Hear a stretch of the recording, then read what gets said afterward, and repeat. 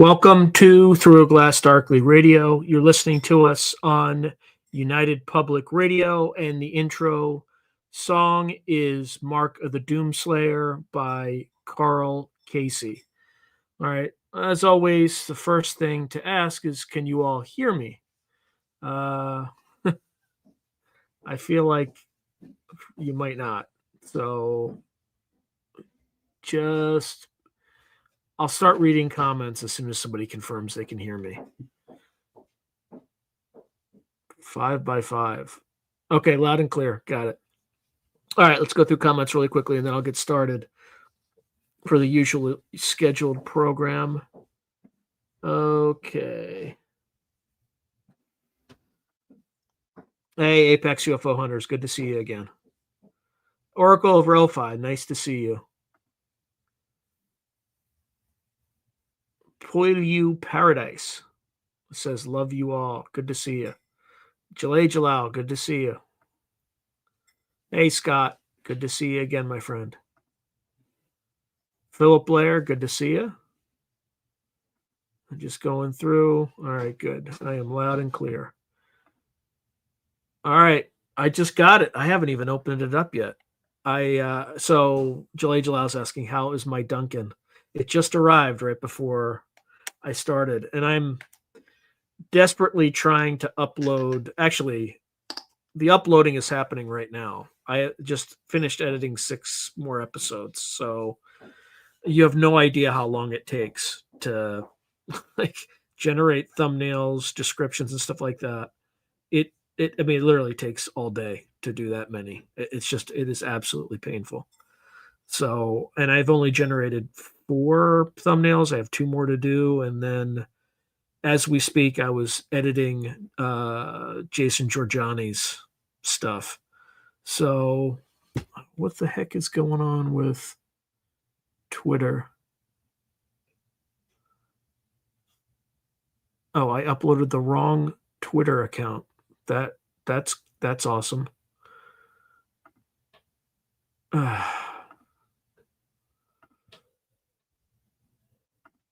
I will change that. All right. I should be showing up on Twitter now. Oh boy, just lots of stuff going on. Let's see. Paradise sounds good. All right. Let's get started. Just take one little sip.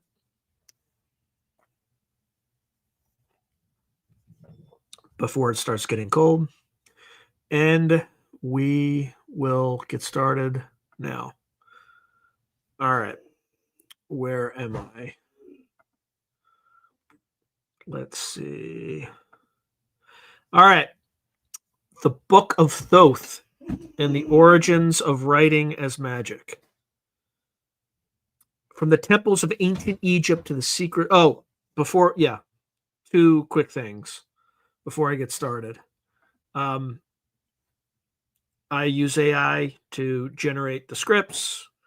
If I don't like the scripts, I have it regenerate, and then that's how it goes. And this is the only thing I use. Only scripts I use AI for. Everything else, all my short stories and all that good stuff, are just me.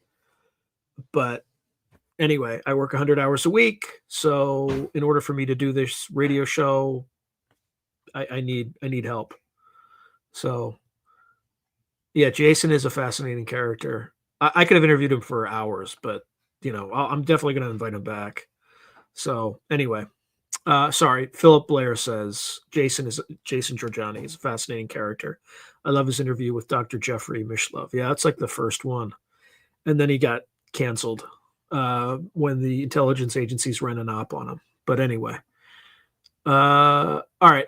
And the other thing too is, please check to make sure you're subscribed. If you're a new subscriber, welcome. Thank you very much. I've had a lot in the last few days, although it's now starting to, the big burst that I had from one of my videos is now starting to return to normal levels, sadly. So I want to try to get to 20,000. It's a modest goal by the end of the year. it was looking like it was within spitting distance. Now it doesn't. So, if you're listening and you like the show, please subscribe. If you have subscribed and think you are subscribed, please double check and make sure that YouTube did not unsubscribe you, because it does that sometimes. All right. So I'm going to restart the regularly scheduled program. All right. So the Book of Thoth and the Origins of Writing as Magic. From the temples of ancient Egypt to the secret libraries of Renaissance magi, writing has often been regarded not merely as a mundane tool of record keeping, but as a magical act imbued with sacred power. Nowhere is this notion more evident than in the legend of the Book of Thoth, a mystical volume said to contain the divine secrets of the gods. Here, let me just change something real quick. Okay.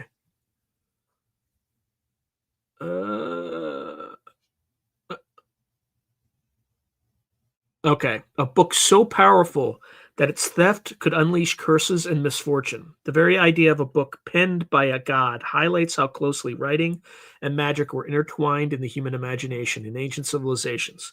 To inscribe words was to invoke unseen forces. Egyptian hieroglyphs were called Medu Neter, words of the gods, and considered inherently magical, while in Mesopotamia, the written tablet of destinies conferred cosmic authority upon its possessor. This report explores the Book of Thoth through historical, mythological, and esoteric lenses, and examines how early cultures perceived writing itself as a form of magic. We will survey Egyptian traditions of Thoth, sacred texts, Hermetic, and occult reinterpretations of the Book of Thoth, and compare these with other early magical writing systems such as Sumerian cuneiform and the angelic Enochian alphabet of the Renaissance. In doing so, we trace the evolution of the concept of sacred or magical writing from antiquity through the Renaissance occult revival, demonstrating with scholarly evidence how the written word became a conduit of mystical power across different eras. So we'll start with Thoth, scribes, and the sacred book in ancient Egypt. In ancient Egypt, writing was a divine gift personified by the god Thoth, who was venerated as the patron of scribes, the measurer of time, and the master of knowledge and magic. Egyptian lore held that Thoth invented writing and language, either on his own or in concert with his consort Seshat, and bestowed it upon humanity. Every act of writing was thus under Thoth's patronage. Scribes would pour out a drop of ink in his honor before beginning their work. Significantly, the Egyptians did not have a separate term for religion as we understand it. The closest concept was Heka, the divine magic or authoritative utterance that underlies creation. Thoth, as excellent of understanding, embodied this power of the word. He observed and recorded all things, reporting them to the sun god Ra. In myth, Thoth's words could even bring things into existence, aligning with the Egyptian belief that speech and writing had creative magical efficacy. Indeed, in one cosmogony, it is Ta, or Thoth, who speaks the world into being. Illustrates that to write or speak a name was to manifest the reality. Because Thoth was the source of all knowledge and the inventor of writing, the Egyptians practiced pseudepigraphy, attributing nearly every sacred or learned text to Thoth as a mark of esteem. Iamblichus,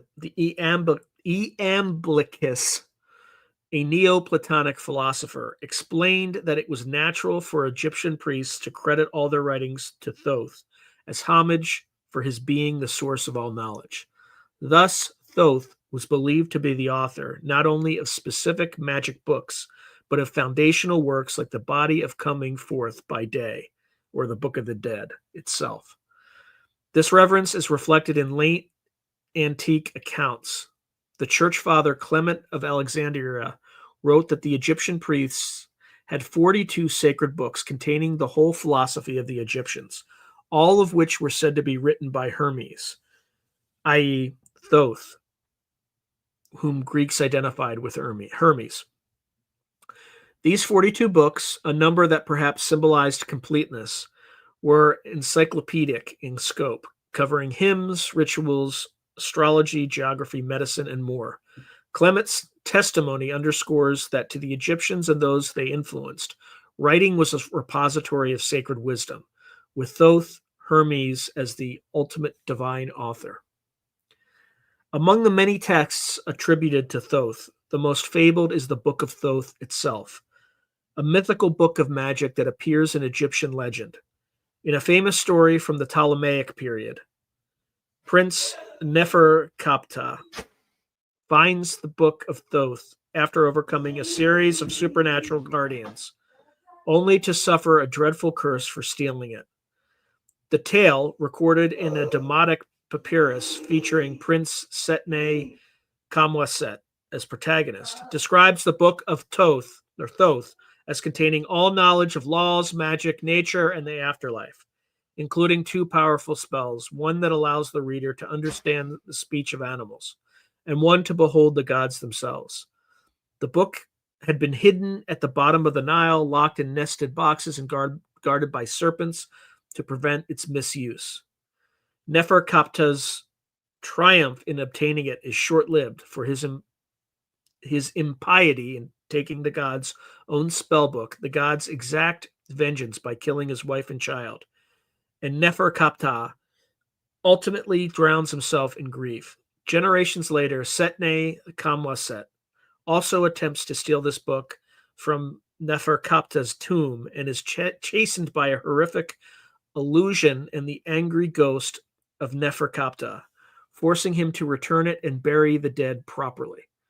The moral of the story is explicit. Certain divine knowledge is not meant for humanity. The legend of the Book of Thoth thus encapsulates key Egyptian attitudes, that written spells could yield godlike power, but also that such knowledge was sacred and dangerous, guarded by the gods.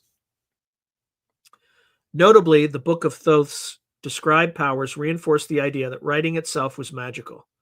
When Neferkaptah first opened the golden box and read a page, at once he had enchanted the sky, the earth, the abyss, the mountains, and the sea, and he understood the language of birds, fish, and beasts. Reading the second page, he beheld the gods in their true forms and even drew fish up from the depths by the strength of the spell. In other words, the mere act of reciting the written words produced cosmic effects. Furthermore, Neferkaptah uses a magical technique to transfer the book's spells into his own body, writing the spells on new papyrus, washing the ink off into a cup of beer and drinking it. And at once he knew all the spells contained in the book. This vivid detail from the tale has parallels in later magical practice. For instance, recipes in the Greek magical papyri call for writing incantations in ink, then washing and ingesting them. It underscores that the written spells were thought to physically embody power that could be internalized by consuming the written words. While the legendary Book of Thoth remained elusive, Egyptian literature does contain texts that invoke Thoth's authority. In fact, Egyptologists Richard Jasnow and Carl Zausisch have identified an actual Demotic text from the Ptolemaic period, which they call the Ancient Egyptian Book of Thoth. Surviving in over 40 fragmentary manuscripts, it consists of a dialogue between a figure named the One Who Loves Knowledge, perhaps a young scribe or initiate, and a divine respondent who the editors interpret as Thoth himself. That the topics range from the work of scribes to discussions of the gods, sacred animals, and the Duat, or netherworld. This suggests the text was a kind of initiatory manual or wisdom book for scribes, casting Thoth as the teacher. In a similar vein, many funerary spells and temple rituals were attributed to Thoth. As one modern scholar notes, all funerary spells could be regarded as works of Thoth. A tradition grew up that Thoth had written 42 books containing all the knowledge needed by humanity. Some of this was occult knowledge to be revealed only to initiates who would not misuse the power it gave them. In effect, the Egyptians imagined a corpus of sacred books by Thoth, a complete library of magical and scientific knowledge of which only portions were accessible to the righteous. The rest might be hidden away to be discovered by worthy initiates in some future time.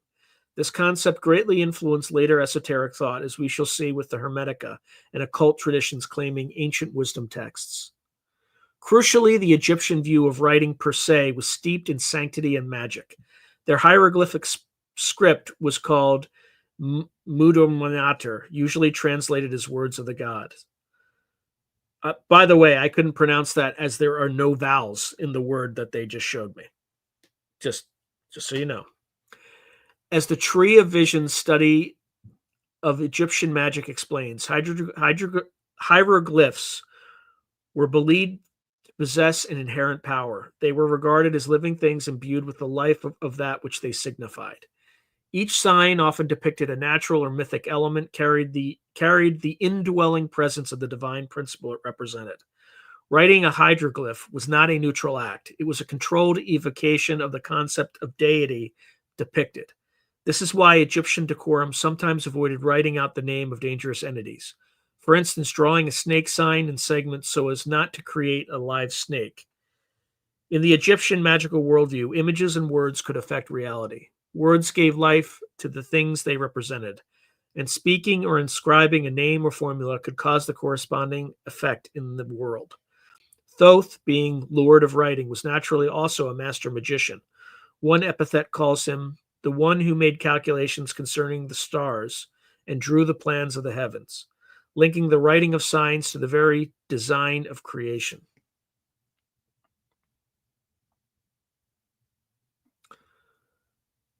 The magical use of writing permeated Egyptian practice.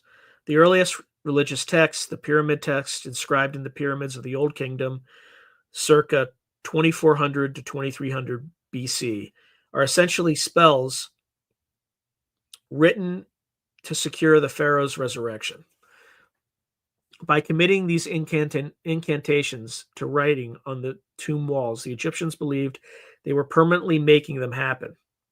A concept that one historian summarizes as writing allows events to be repeatedly made to happen by means of magic. Countless magical papyri, amulets, and inscriptions attest to the power of the written word.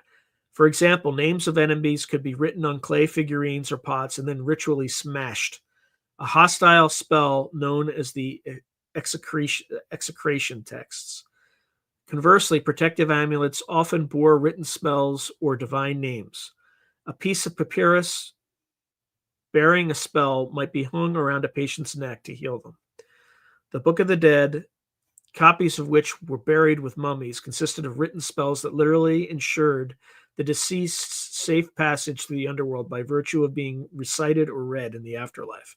In later Greco-Roman Egypt, the tradition continued. The Greek magical papyri include rites where magical words are written in special ink, for e.g. with myrrh, and then washed off and ingested so that the practitioner internalizes the spell's power.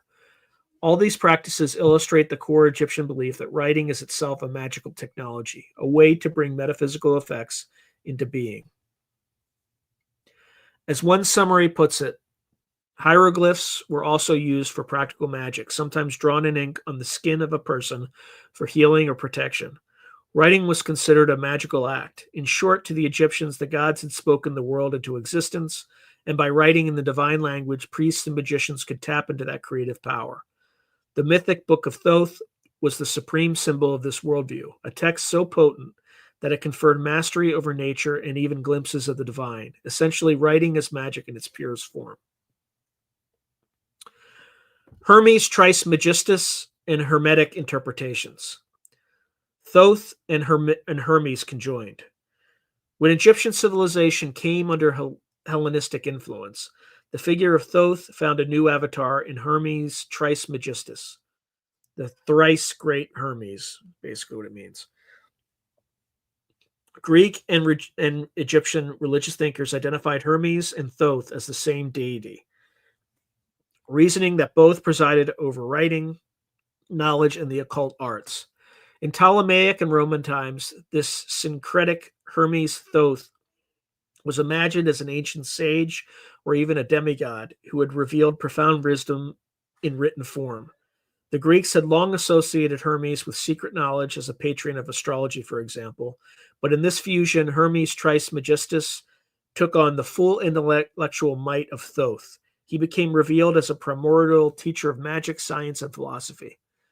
A Greek philosophical text from the 3rd century BCE praises Hermes as Thoth for civilizing humanity.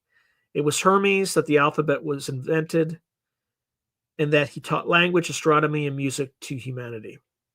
In effect, Hermes Trismegistus was seen as the author of all knowledge, said to have written thousands of books, as one account describes, uniting Egypt and Greece, magic and philosophy, astrology and alchemy.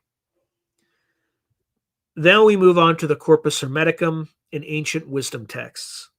Many writings were attributed to Hermes Trismegistus in antiquity. Collectively, these Hermetica range from astrological and alchemical treatises to theological philosophical dialogues. Scholars divide them into technical Hermetica on magic, astrology, medicine, etc., often in an esoteric or coded style, and philosophical Hermetica, cosmic and spiritual discourses. The latter category includes the famous Corpus Hermeticum, a set of Greek texts likely composed in the 1st through 3rd centuries AD, which present revelations of Hermes and to his disciples on the nature of the cosmos and the mind of God. In these dialogues, for instance, Poimedres and Asclepius, Hermes Trismegistus imparts transcendent knowledge about the divine spirit, the creation of the universe, the heavenly bodies, and the path of spiritual rebirth. While composed relatively late, the Hermetic writings were cast in the guise of extremely ancient Egyptian wisdom. The Asclepius, which survives in Latin, even contains distinctly Egyptian elements, including a famous passage on how Egyptian priests could make gods by ritually animating statues through sacred words and symbols. It describes priests drawing divine powers or souls into material images through hymns and incantations, a practice presented as part of Egypt's secret knowledge. Such passages reinforce the notion that the Egyptians, Thoth, Hermes, possessed arcane magical wisdom about ensouling images and wielding hidden forces. Early Christian writers like Augustine and later Thomas Aquinas quoted these sections with a mix of horror and awe, condemning the idolatry, yet acknowledging the technical detail with which Hermes described God-making via mystical inscriptions and invocations. For our purposes, the key point is that the Hermetica perpetuated Thoth's legacy as a writer of magical books. In one Hermetic fragment, Hermes says, "I will make thine soul immortal and thy body become celestial. Write my words into hieroglyphic characters," linking the act of writing in sacred characters to the attainment of divine knowledge.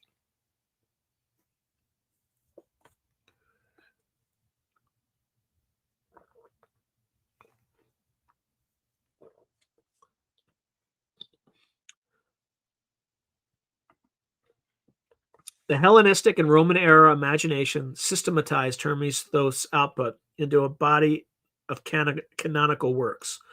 We've already noted Clement of Alexandria's report of the Egyptian priestly library, 42 books of Hermes covering all fields of knowledge. Later, Alexandrian traditions elaborated this list. A text known as the Hermetic Definitions claims Hermes Trismegistus inscribed his wisdom on stelae and in books which were stored in Egyptian temples. The number 42 possibly corresponded to the number of nomes, or provinces of Egypt, each under the patronage of a chapter of sacred lore. While many of these books are lost or mythical, some have plausible counterparts. For example, hymns and rituals would correspond to parts of the Book of the Dead, astronomical books, real Egyptian texts on the heavens, etc. The important fact is that Greco-Roman intellectuals accepted the existence of a primordial archive of Hermetic writings. These were viewed as essentially magical or divinely inspired texts, and later Hermeticists tried to identify or reconstruct them. An echo of this can be seen in a statement preserved by an Arab historian. The ancient Egyptians had 42 volumes from Hermes, containing their entire knowledge. In summary, Hermes Trismegistus became the Greco-Roman personification of Thoth as author of magical books, and the legitimacy of many later occult or Gnostic works was bolstered by claiming Hermes or Thoth was the author. The Hermetic corpus survived through late antiquity and into the Byzantine era, albeit in limited circulation. Come the Renaissance, these texts would explode onto the scene of European thought, a development we will explore a little bit later in this podcast. For now, it is crucial to note that the Hermetica were revered by Renaissance scholars as the lost wisdom of Thoth. Renaissance thinkers like Marsilio Ficino and Giovanni Pico della Mirandola saw Hermes Trismegistus as a Prisa Theologia figure, a sage of hoary antiquity, believed contemporary with Moses or earlier, who had recorded pure divine wisdom before it was fragmented by later religions. In 1463, when a Greek manuscript of the Corpus Hermeticum reached Florence, Cosimo de' Medici urged Ficino to stop translating Plato and render Hermes into Latin immediately. So eager was he to unlock the ancient Egyptian wisdom. Ficino's Latin translation, published as Poemander in 1471, indeed portrayed the Hermetic dialogues as profound revelations of theological truth. Although we now know these texts were not literally pharaonic in age, Ficino and his contemporaries were convinced of their antiquity and authority. The impact was enormous. Ficino's translation became one of the most influential books of the Renaissance, igniting a revival of Platonic and mystical philosophy and seeding ideas that would grow into alchemy, Kabbalah, Rosicrucianism, and Freemasonry. In Ficino's view, Hermes' emphasis on the power of the stars, of words, and of images to draw divine influence dovetailed with his own practice of natural magic and astrology. This Renaissance Hermeticism essentially re-imported Thoth's legacy via the Hermetic texts into Western esotericism, where writings and symbols were again accorded magical potency. Even as the Church scrutinized such ideas, with Aquinas' arguments about characters on talismans being appeals to demons, remained a caution. A learned milieu had emerged in which to study ancient languages and symbols was to recover the magic of the ancients. This attitude paved the way for new books of Thoth, conceived in early modern occultism, notably in the realms of tarot and angelic magic, as we shall see. Occult reinterpretations, the Book of Thoth in tarot and modern esoterica. The evocative name Book of Thoth did not fade with antiquity. It was rediscovered and repurposed by occultists from the 18th century onward, who often linked their own mystical systems to the fabled wisdom of Thoth. Three notable currents can be highlighted: the interpretation of the tarot as the Book of Thoth, the channeling of new Thothian texts in modern occult orders, and Aleister Crowley's influential Book of Thoth, treatise on tarot. Tarot as the Book of Thoth. In the late Enlightenment era, as Europe developed an occult fascination with Egypt, some esoteric scholars speculated that the tarot deck of cards preserved the pages of Egypt's long-lost wisdom. The French occultist Jean-Baptiste Hazlett, known as Italia, was the first to popularize this idea.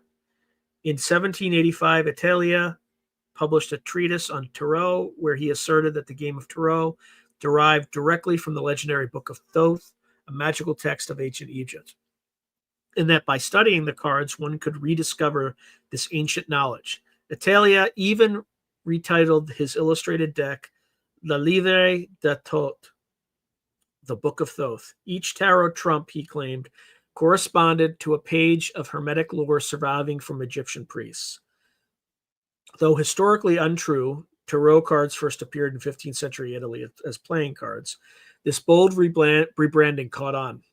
Subsequent occultists, Eliphas Levi, Gerald Ancos or Pappas, and members of the French esoteric societies adopted the view that tarot symbols were hieroglyphs of Hermes Thoth.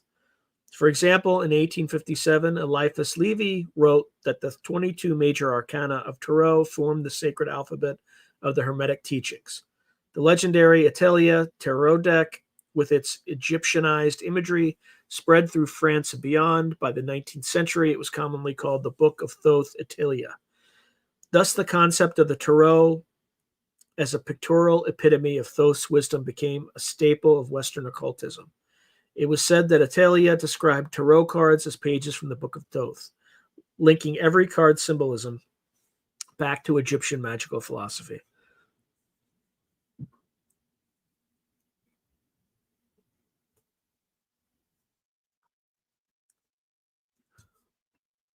Aleister Crowley's The Book of Thoth, 1944. The lineage of Thoth tarot symbolism culminated in the work of Aleister Crowley, the English occultist and founder of Thelema. Crowley, together with artist Lady Frida Harris, designed a new tarot deck in the 1940s, rich with Kabbalistic, astrological, and Egyptian motifs, explicitly naming it the Thoth Tarot.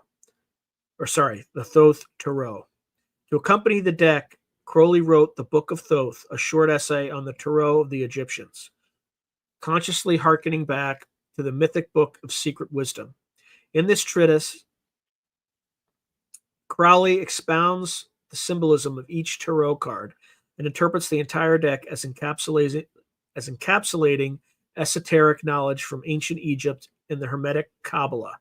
Notably, Crowley acknowledges the Egyptian mythology of the Book of Thoth as an influence. He portrays the tarot as a multifaceted compendium that draws on a wide range of esoteric systems, including ceremonial magic, astrology, alchemy, the Book of Thoth in Egyptian mythology, and the religious philosophy of Thelema.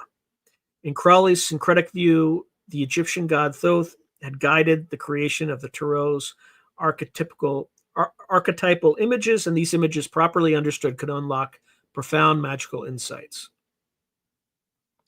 Crowley even claimed a kind of direct inspiration from Thoth. In Thelema's cosmology, Thoth is identified with the god Tahuti, a spiritual guide. It is interesting that Crowley, in the introduction to his Book of Thoth, remarks on the historical perception of writing as magical. He notes that in earlier times, when literacy was rare, writing itself was considered magical and printing an invention of the devil, which made it natural to regard enigmatic scripts like hieroglyphs as living, potent symbols. Crowley thus placed his own work in continuity with the age-old awe for sacred letters. His Book of Thoth remains a seminal text in modern tarot studies and magic, reinforcing the idea that the deck is effectively a contemporary Book of Thoth, an accessible repository of Hermetic wisdom distilled into symbolic form. The Book of Thoth's mystique also found its way into various occult orders and writing. The Hermetic Order of the Golden Dawn, a late 19th century magical society, incorporated Egyptian gods and Enochian magic, and we'll talk more on that a little bit later in this broadcast, into its rituals. One of its knowledge lectures on tarot was called Book T, possibly alluding to Thoth. Prominent occultists like Samuel Liddell McGregor Mathers and Aleister Crowley, both Golden Dawn initiates, were deeply interested in resurrecting ancient Egyptian magical motifs. Crowley's own fraternity, the AA, styled some of its secret teachings as received from higher beings, a pattern reminiscent of claiming authority from Thoth or Hermes. In fiction and pseudo-history, the Book of Thoth also appears. For instance, in H.P. Lovecraft's stories, it is an ominous grimoire of hidden lore. And in modern esoteric circles, some have linked it speculatively to mysterious artifacts like the Emerald Tablet or the Voynich manuscript. These extensions need not detain us, except to note that the name Book of Thoth became a shorthand for any arcane compendium of magical knowledge. In summary, through the occult revival, Thoth's book lived on as a powerful metaphor.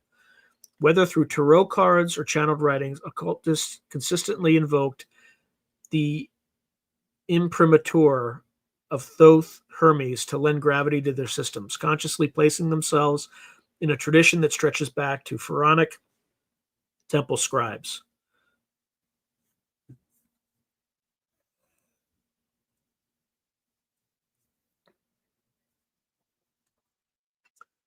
Sumerian cuneiform, writing and magic at the dawn of history. Having examined Egyptian concepts, it is illuminating to compare another of humanity's earliest writing systems, Sumerian cuneiform, and its relationship to magic. The Sumerians of Mesopotamia developed writing around 3200 BC in the city of Uruk, initially as pictographs for economic accounting.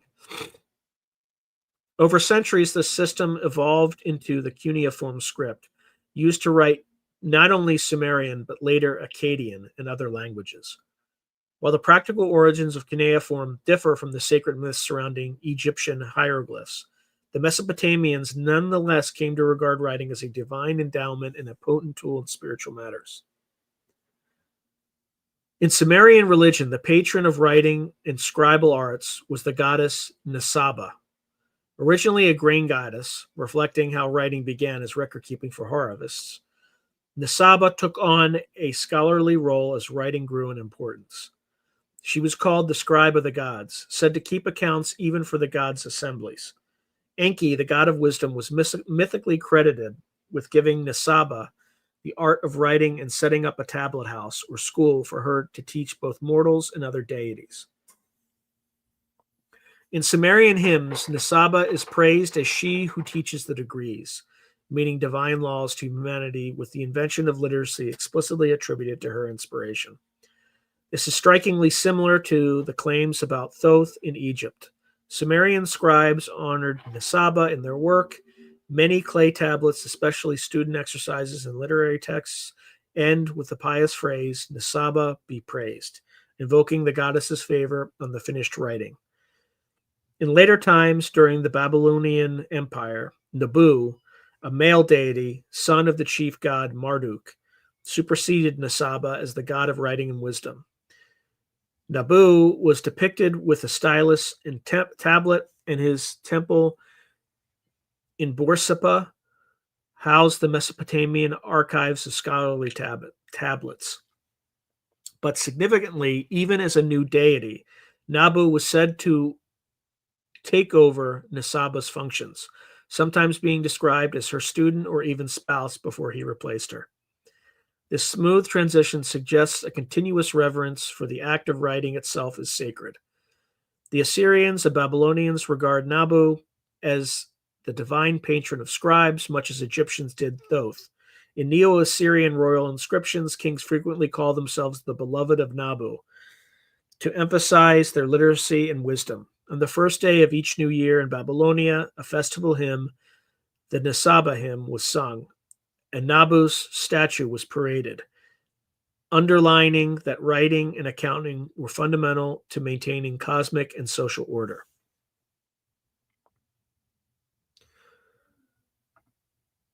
Unlike Egypt, Mesopotamia left no explicit narrative of a book of divine magic being hidden and found.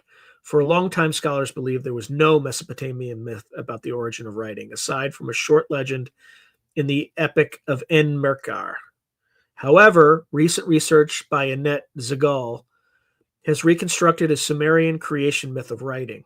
In this myth, the goddess Nisaba creates writing in order to record a sacred song that the supreme god Enlil sings at creation, thus preserving his words for eternity. If this interpretation is correct, it means that the Mesopotamians themselves conceived writing not just as a transactional tool, but as something the gods devised to immortalize the divine song, effectively to capture the power of a god's speech in lasting form.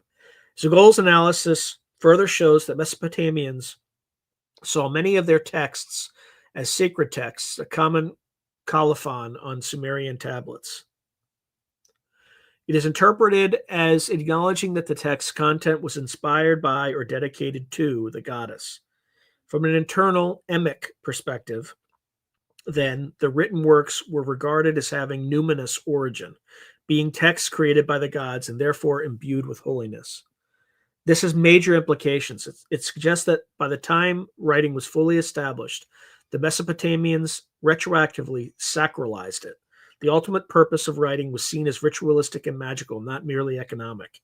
Indeed, Zegal argues that from the Mesopotamian viewpoint, the decisive function of the creation of writing was seen not in overcoming economic challenges, but in coping with ritual needs. In other words, they believed writing was invented to fulfill a spiritual requirement, preserving divine utterances and rituals, rather than the mundane needs that modern historians emphasize. While Sumerian farmers may have first pressed symbols into clay to tally grain, Sumerian priests soon pressed cuneiform onto clay to record hymns, incantations, omens, and myths, effectively transforming those clay tablets into magical objects that carried prayers and spells to future generations and to the gods.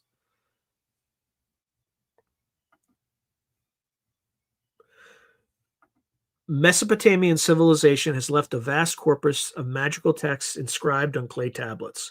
For example, there are Sumerian and Akkadian incantations to be recited for healing or protection, often accompanied by written rituals.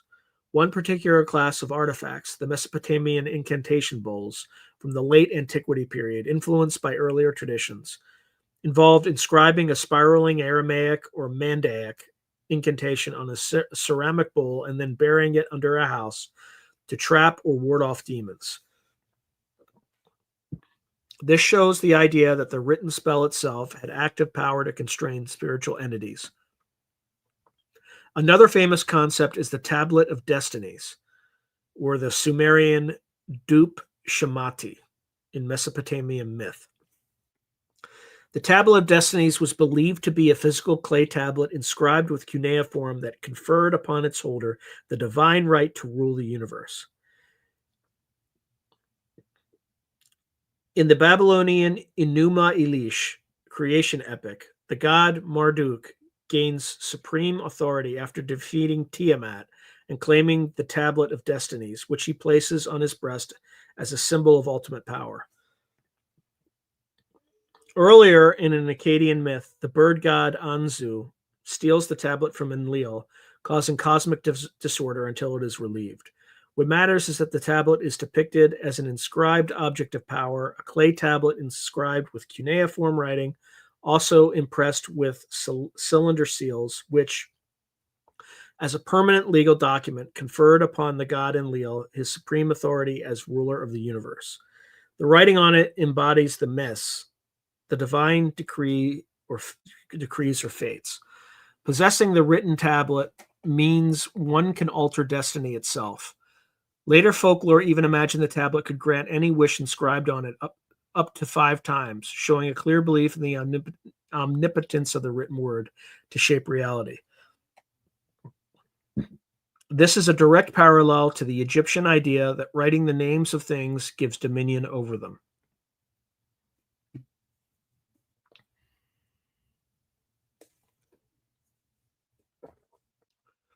Mesopotamian literature is also ripe with references to the tablets of wisdom. The hero Gilgamesh, after his worldly adventures, is said to have inscribed his story on stone tablets and set them in the walls of Uruk, implying the enduring power of the written account. In the tale of Adapa, the sage Adapa breaks the wing of the south wind and is summoned to heaven. He is advised by Enki on what to say, effectively given a script, and thereby navigates the trial before Anu. This advisory script can be seen as a forerunner of later grimoires or ritual texts, albeit mythologized. In practice, Mesopotamian exorcists called Asipu and diviners, Baru, were learned scribes who consulted written manuals of omens, performed rituals by reading standardized prayers, and even wrote out amulets and curses. Many of them concluded their tablets with praise be to Nisaba or Nabu, or even admonitions that a copied tablet had to be returned to the tablet house to guard the secrecy and proper use of the knowledge. All of this indicates that writing carried a sacral, supernatural weight in Mesopotamia. It was a domain of specialists, scribes trained in Aduba schools, very much like a priestly craft. The ordinary populace, mostly illiterate, likely viewed the cuneiform-covered tablets as mysterious, much as medieval peasants viewed Latin grimoires. It is telling that the Akkadian word for scribe, tupsar, literally means tablet writer. Yet scribes also functioned as ritual experts. When Assyrian kings collected library tablets, they often sought rituals and incantations of the ancient sages, essentially early magic books. In summary, although the cultural context differed, the Mesopotamian view aligns with the broader thesis that early writing systems were infused with magical significance. In both Egypt and Mesopotamia, literacy was a gate to esoteric knowledge and spiritual power. As one specialist succinctly puts it, ancient Mesopotamia was a culture based on sacred texts, and those texts were revered as embodiments of divine speech used to summon up supernatural forces in rituals. The mythic scribes, whether Thoth with his papyrus scroll or Nabu with his stylus and clay, were seen as orchestrators of creation and fate. Now we move on to the angelic script of John Dee, Enochian writing as magic. Jumping forward many millennia to the Renaissance occult revival, we encounter a striking parallel to the ancient notions of magical writing. The case of John Dee's Enochian alphabet, sometimes called the language of angels. In the late 16th century, Dr. John Dee, an esteemed mathematician, astrologer, and advisor to Queen Elizabeth I, embarked on a bold attempt to communicate with celestial intelligences to learn the secrets of creation. From 1581 onward, Dee, aided by a scryer medium, Edward Kelly, held a series of seances or scrying sessions in which they claimed angels revealed to them an entirely new language and script. According to Dee's detailed journals, which still exist, the angels, principally the archangel Uriel, and entities speaking through Kelly, presented the duo with tables of letters, mysterious dictations, and ultimately a full alphabet with 21 characters. Some accounts say 22, along with strange, unpronounceable angelical words. Dee referred to this language as angelic or Adamical, believing it to be the original tongue of humanity or of angels in heaven, perhaps the language spoken by Adam and Eden before the fall. The modern term Enochian came later from Dee's references to the biblical patriarch Enoch. In one session, the angels told Dee and Kelly that this was the language by which Enoch had conversed with God and angels, tying it to antediluvian wisdom. Just as many occultists of the time surmised that Hebrew or other ancient languages held primeval truths. Indeed, it directly conflicted with the 16th century belief that God, Adam, and Eve spoke in Hebrew, as Dee noted. The angels asserted Enochian was a holier and older form. Over a span of a few years, Dee and Kelly were given a series of Enochian texts. These included the Enochian alphabet, letters with names like Pa, Ve, Ged, etc., the table of 49 good angels, Heptarchia, and the calls or keys, which are 48 poetic orations in the Enochian language, intended to invoke angels from various heavenly ethers or realms.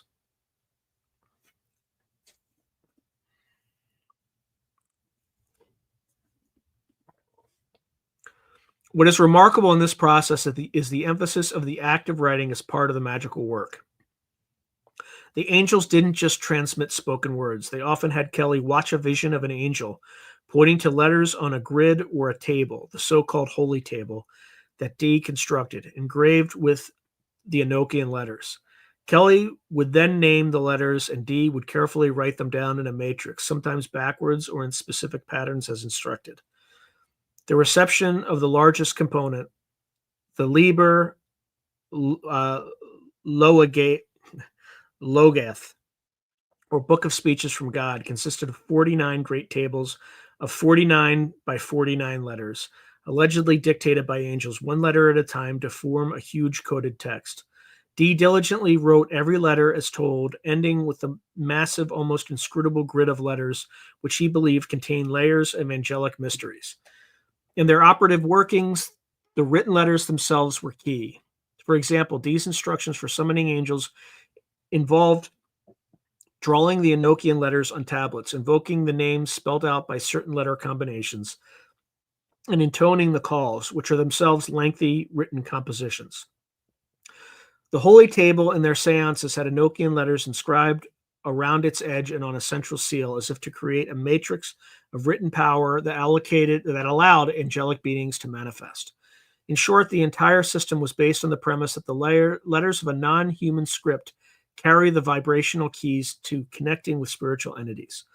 This is directly analogous to earlier magic's reliance on barbarous names or sigils, except that here a whole language was delivered.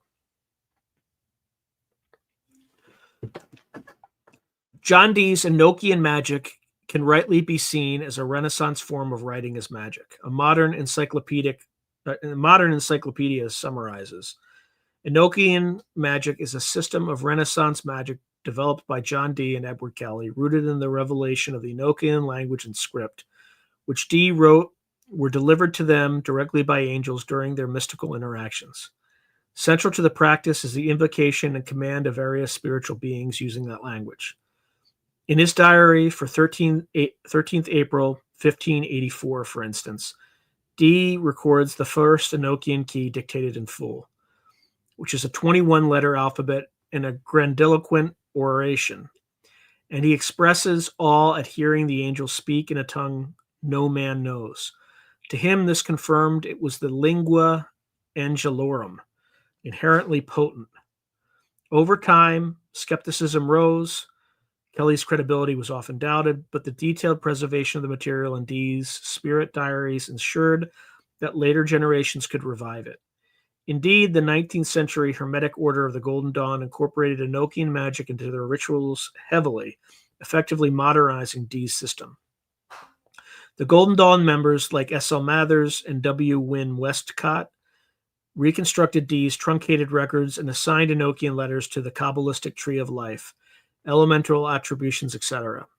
This adaptation in the late 1800s reignited interest in Enochian practices, further embedding them within broader Western esoteric traditions. Aleister Crowley, too, was drawn to Enochian. In 1909, he famously conducted a series of visionary experiences called The Vision and the Voice, using the Enochian calls to explore the 30 ethers, or spiritual planes. Crowley learned to recite Enochian and regarded it as a powerful tool of ceremonial magic. He even included some Enochian keys and rituals of the AA and OTO.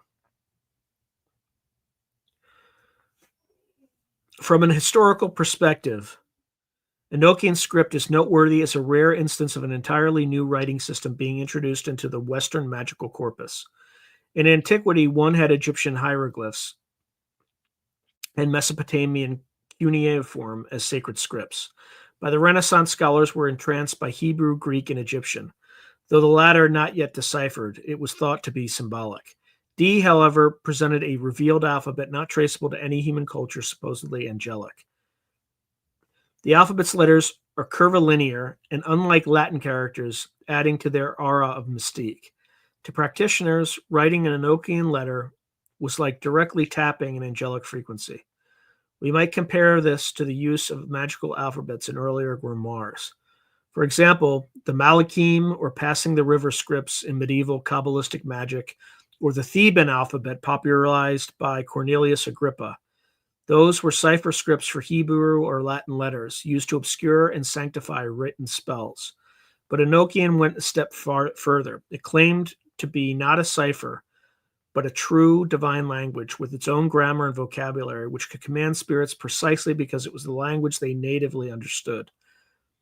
This concept harkens back to the mythic idea of the language of creation.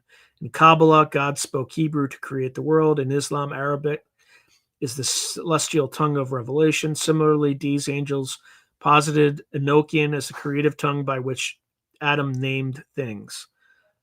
The implication is that writing in the original God-given language grants authority over creation, an idea shared across many mystical traditions. Despite its unconventional origin, the Enochian alphabet is now entrenched in Western occult practice. Its letters and calls are included in countless occult compendia. The very act of learning to draw the Enochian characters accurately is considered by some as magical training. The Hermetic Order of the Golden Dawn, as mentioned above, wove Enochian squares and calls into elaborate ceremonies for summoning elementals or traversing spiritual realms. Through the 20th century, groups like the Ordo Aurum Solis and various Thelemic lodges continued to experiment with Enochian. This demonstrates a continuity of the theme. To write in a sacred script is to perform magic.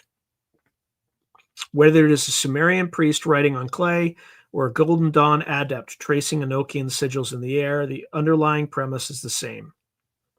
The form of the written symbols, empowered by divine origin, has effect on unseen realities. All right, so now we're going to talk about comparative reflections, sacred writing systems, and magical ideation. Stepping back, we can draw comparative insights from the cases discussed: Egyptian hieroglyphs, Mesopotamian cuneiform, and the later Enochian angelic script, along with other early writing traditions not yet touched upon, such as Hebrew and its mystical alphabets or Norse runes. A number of common themes emerge. Divine origin myths. Most ancient writing systems became associated with a myth of divine or semi-divine origin. We saw that Thoth was credited as inventor of Egyptian writing, Nisaba and later Nabu as inventor of Sumerian Akkadian writing, and in post-biblical legend, the Hebrew alphabet was sometimes ascribed to the archangel Metatron or to the Torah given by God. Even in cultures where we lacked textual myths, later tradition supplied them. The Greeks, encountering cuneiform tablets, assumed they must be the work of ancient sages or gods. In the case of runes, the Norse poem Havamai relates that the god Odin sacrificed himself, hanging on the world tree for 9 nights to learn the runes, which even the powerful gods did not know, implying the runes or letters were a primordial cosmic secret that even gods had to strive to obtain. After his ordeal, Odin took up the runes, screaming, "I took them," a shamanic initiation into knowledge, after which he passed the runes to humans. This is strikingly parallel to the quest of the Book of Thoth or the Tablets of Destiny, the idea that writing is a prize of great peril and value wrestled from the divine realm. In each case, the myth conveys that writing is far more than a human invention. It is a gift or prize from the gods containing potent creative power. Then we have writing in cosmic order. Once established, writing was often tied to the maintenance of cosmic or social order. In Egypt, the preservation of Ma'at, divine order and truth, was partly accomplished through the perpetual reinscription of rituals, offering formulas, royal names, and so on, literally writing reality into stability. Thoth was sometimes depicted as recording the verdict of the scales in the Hall of Judgment, weighing the soul's heart against truth, underscoring that the written record validates truth. In Mesopotamia, kings would assert their legitimacy by burying foundation tablets under temples and palaces, inscribed with their dedication and curses upon any to remove them. A magical act to secure their reign through written spells. The Tablet of Destinies myth we discussed shows that for Mesopotamians, the universe's stability resided in a written tablet, an extraordinary notion that essentially makes writing the linchpin of reality. Similarly, Hebrew tradition in the Second Temple period developed the idea that there were celestial tablets or books in which God had written the destiny of nations and individuals seen in apocalyptic literature. The concept of the Book of Life in Judeo-Christian thought, where the names of the righteous are inscribed for salvation, likely has roots in earlier Mesopotamian and Egyptian scribal magical imagery. Everywhere to be unwritten was to be damned or lost. To be well written in a metaphorical sense was to be aligned with the cosmos. The mindset naturally grants the act of writing a sacred dimension. Scribes were not merely clerks, they were custodians of fate and memory. And then there's restricted knowledge and initiation. Across cultures, the ability to write and read was typically restricted to a specialized class of scribes, priests, magicians, and scholars. This exclusivity reinforced the mystique of writing. In Egypt, as noted, scribal education took place in the House of Life within temple precincts, and some texts, especially those dealing with advanced magic or science, were kept secret, intended only for initiated eyes. Formulas at the end of certain Egyptian magical texts warn that unauthorized copying or revelation to the uninitiated is forbidden by the gods on pain of curse. Likewise, in Mesopotamia, advanced astronomical texts or divine omen lists were often labeled Secret of the Gods, or Niz Dingir, and only taught to select trainees. In the medieval and Renaissance period, this dynamic continued. Occult books were circulated in manuscripts among adepts, or often in cipher or foreign tongues to avoid prying by laypersons. John Dee himself was quite secretive with his angelic diaries. Some he buried, others were lost for centuries before resurfacing. The grimoires, or Latin for grammar books, of medieval magic were written in convoluted scripts with astrological signs and biblical names precisely to remain arcane. All this contributes to the aura that writing, especially strange or sacred writing, is inherently magical because it is arcane. The term occult means hidden. Script literally encodes, hides meaning. Thus, esoteric tradition often equated acquiring literacy in the sacred language with initiation into higher mysteries. As one Renaissance Kabbalist wrote, to study the holy letters is to step into the rank of angels. Magical scripts and symbols. The use of special alphabets for magical purposes is a recurrent phenomenon. We have seen the ultimate example with Enochian. But even before D, medieval Kabbalists designed alternate alphabets, the celestial alphabet, the Transistus Fluvii, etc., to write charms in a way thought to engage angelic powers. These are essentially symbolic transcriptions of Hebrew, the idea being that Hebrew itself is holy, but these variant characters are more abstruse and thus even more occult. The Norse runes similarly served both as letters and as magical signs. The same rune could be inscribed in an inscription to convey a meaning, or inscribed repetitively or inverted to serve as an amulet or curse. For example, the Sigurd Frumia, another Norse text, I butchered that, speaks of victory runes carved on a sword to ensure triumph, and healing runes carved on bark to cure, etc. Each time the act of inscribing is the key to releasing the rune's power. In the Greek magical papyri of 3rd century AD, we find so-called characteres, letters of undecipherable, or lines of undecipherable letters or geometric glyphs included in spells, likely to be copied as is by the practitioner. The characteres were thought to be letters that gods or daemons understand, even if they were non-lexical to humans. In essence, they are proto-Enochian strings, writing for the spirit's eyes. Then there's the persistence of this idea throughout the Renaissance. When the Renaissance occultists like Ficino, Pico, Reuchlin, and later Agrippa, D, etc., look back to antiquity, they actively synthesize these ideas.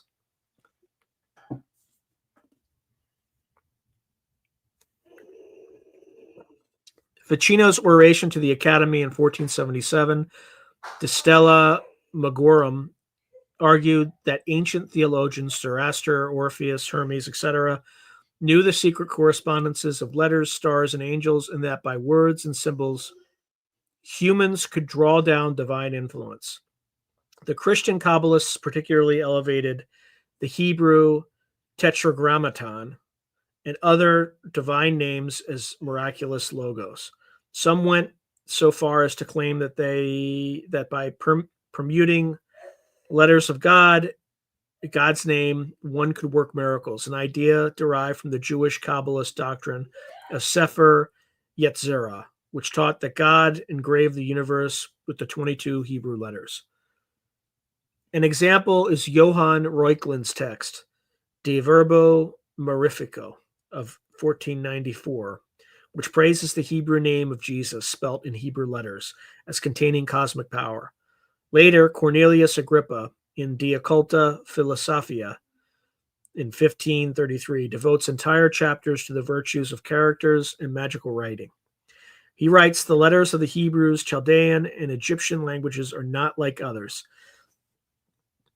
but are the very forms and instruments of the cosmos, showing the belief that certain scripts are inherently empowered by their shape and origin. Agrippa provides tablets of celestial alphabet, Malachim, Theban, etc., explaining that these were invented by ancient sages to communicate with angels or to hide secrets from the unworthy. The Theban alphabet, also called the Onarian alphabet, is one such script he popularized. It became nicknamed the witches' alphabet in later folklore. This tradition continued in the Rosicrucian and free Masonic movements of the 17th and 18th centuries, where tracing boards and temple rituals often involved inscribed symbols. For instance, the Freemasons used Hebrew letters and geometric symbols as part of their allegories of Solomon's temple and Hiram's craft. In these later examples, the pattern is clear. Writing and magic were never truly separated. Even as rationalism grew, the occult underground clung to the idea that somewhere there's a book, a script, a word that unlocks the mysteries of the universe, be it the Book of Thoth, the occult tarot, the ephod of the high priest with sacred letters, or the encrypted pages of a grimoire. Then there's the Renaissance occult revival, the synthesis of ancient currents. By the Renaissance period, between the 15th and 17th centuries, Europe witnessed a conscious revival of ancient magical philosophies, and at the heart of this revival lay a deep fascination with ancient languages and texts. This era effectively bridged antiquity with modern occultism by collecting, translating, and reinterpreting the sacred writings of earlier ages.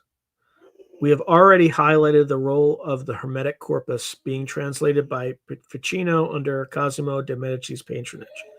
Ficino's translation presented Hermes Trismegistus as a sage who taught of the one God in the celestial hierarchy using a philosophical mode. It was complemented by the Greek magical papyri, some small fragments of which were becoming known via Byzantine copies, and by Kabbalistic texts brought from Jewish tradition into Christian occult circles. Pico della Mirandola famously sought to reconcile Hermeticism, Kabbalah, and Christianity in his 900 Theses of 1486, asserting that the Prisca Theologia could be found in these sources. Notably, Pico argued that the Hebrew letters and the names of God possess the highest efficiency in magic, but also that the Hermetic texts confirm the glory of Moses, effectively uniting Thoth's literature with Mosaic lore. In his oration on the dignity of man, Pico extolled human beings' capacity to ascend the chain of being, suggesting that by the power of knowledge symbolized by writing, mankind could even become angelic. The later Renaissance saw thinkers like Heinrich Cornelius, Agrippa, and John Dee push this synthesis further. Agrippa, in Occult Philosophy of 1533, compiled an encyclopedic account of all known occult correspondences, astrological, angelic, alchemical, etc., including magical uses of letters, numbers, and geometrical figures. He considered the Hebrew alphabet as divinely ordained and wrote that the shapes of the letters and their numerical values conceal deep mysteries. Following the medieval Sefer Yetzirah, Agrippa noted that the Hebrew letters were divided into mother, double, and elemental letters correlating to elements, planets, and zodiac signs.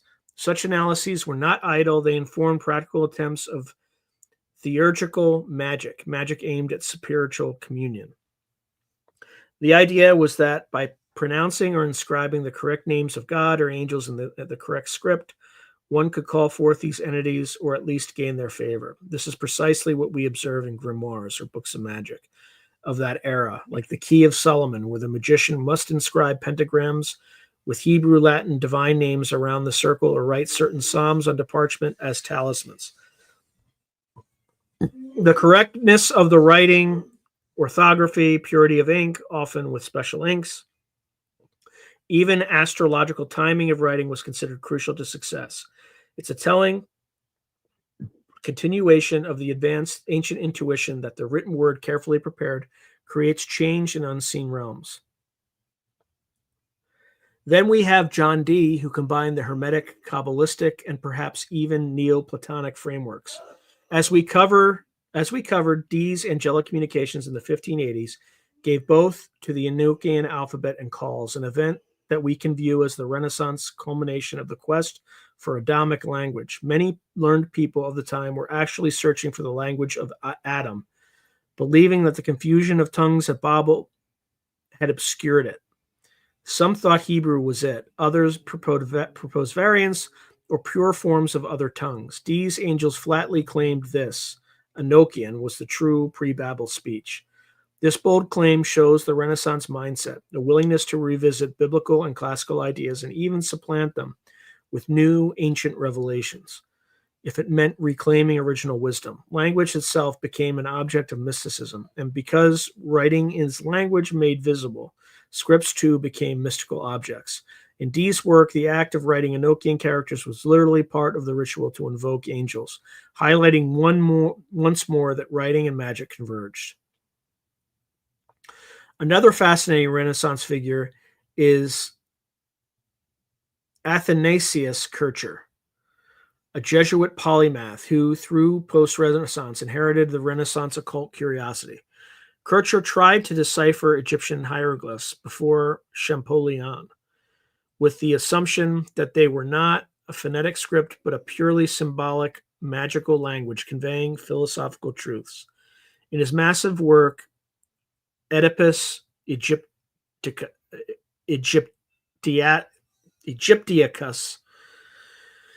Kircher proposed translations of hieroglyphs that read like Hermetic allegories. Though wrong in method, hieroglyphs are largely phonetic. Kircher's intuition was that the Egyptian writing contained layers of esoteric meaning, an idea very much in line with the whole tradition we've traced. Kircher also studied Hebrew Kabbalah and Chinese ideograms, attempting a kind of universal theory of symbolic writing.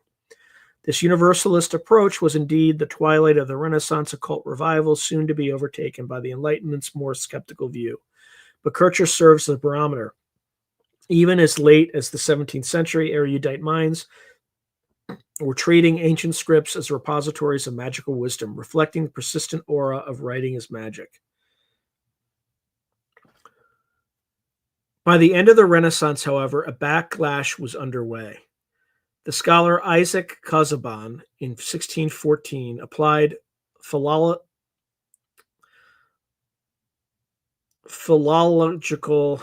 analysis to the Hermetic corpus and demonstrated it was not of pharaonic origin but of Hellenistic post-Christian composition. This revelation, along with the rise of mechanical science and rational philosophy, with Descartes, Bacon, etc., undermined the credibility of the very ancient sources that occultists had held dear. Hermes Trismegistus was demoted in status from proto-prophet to syncretic mystagogue. The prestige of Hebrew also shifted. While still respected, scholarly study of languages became more grounded and less mystical, leading eventually to modern linguistics. By the 18th century, the open practice of magic using writing largely retreated into secret societies or folk practice. The age of grimoires slowly gave way to the age of scientific texts. Yet even during the so-called Enlightenment, undercurrents remained. For instance, Freemasonry still used Hebrew letters and biblical inscriptions in its lodges to invoke ancient authority, and Rosicrucian-influenced works like those of William Sterling or later William Blake continued to play with Kabbalistic and hieroglyphic imagery. In the 19th century, the pendulum swung again with the occult revival, the Theosophical Society, Golden Dawn, etc., reviving interest in these earlier threads. By then, Champollion had deciphered hieroglyphs in the 1820s, ironically demystifying them by revealing them to be largely phonetic and not abstruse symbols of cosmic truth. Yet occultists simply transferred their awe to things like the newly discovered Papyrus of Ani, or the Book of the Dead, and other Egyptian religious texts, treating them as magical texts to be mined for esoteric content. The influence is evident in the start of Stanislas de Guaita or Paladin, or the rituals of the Hermetic Brotherhood of Luxor. Aleister Crowley in Book of Thoth in 1944 stands as a modern echo of all this legacy. He consciously integrated Egyptian, Kabbalistic, and Hermetic letter magic into his thelemic system. Tellingly, Crowley claimed that his own Book of the Law in 1904 was dictated to him by a praetor human intelligence in Cairo, a scene strongly reminiscent of an initiatory transmission of scripture, be it Thoth's book on an angelic message. Crowley's high esteem for the Tarot as the Book of Thoth synthesized centuries of speculation that the ancients hid their wisdom in symbolic sets.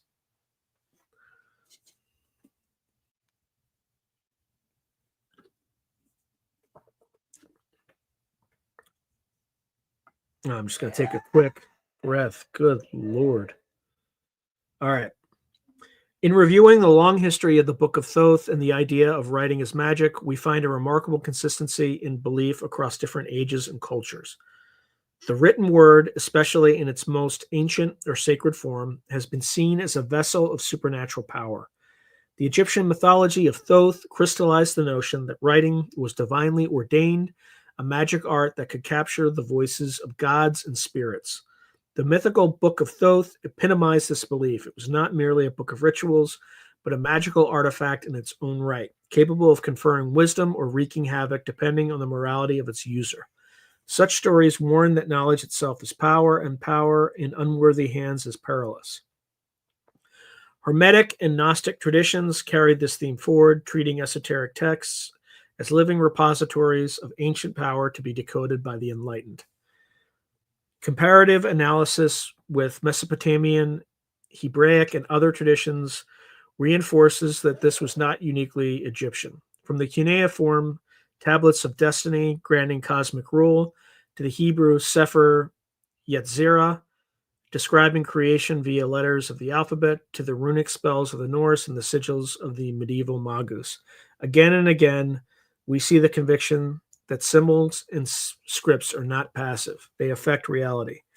A clay tablet with the right inscription might protect a house from demons. A parchment inscribed with holy names might heal the sick. Conversely, an incorrect or impious writing could bring misfortune. Hence why so much emphasis was placed on correctness and secrecy in magical writings.